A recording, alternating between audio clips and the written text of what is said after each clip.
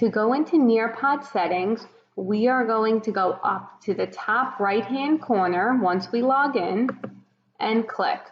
And it'll tell you you have several options. You can manage your Nearpod account, your lesson settings, your notification and preferences. So we're going to start with managing Nearpod account, and this is where you will be able to put all of your information in and change your password. If you belong to a school, it'll have the information here.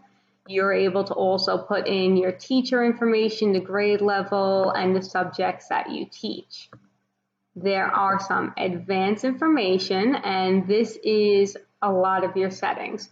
So now you can enable students to autofill their names. When you turn this on, it will require students to use a sign-in in order to access your Nearpod lesson. The next thing we're able to do, which I highly recommend, is to enable Immersive Reader. And this allows accessibility on a lot of different slides and activities for students with disabilities, that it will be able to read to them. You are able to enable student notes so that they can annotate their lessons.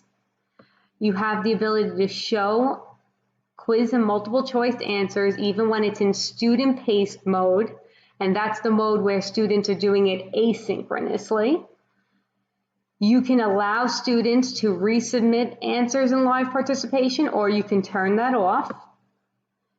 You can enable our Collaborate board, so students can collaborate during student-paced lessons. You can require student responses to prevent skipping in assignments to ensure that they complete all of their assignments as well.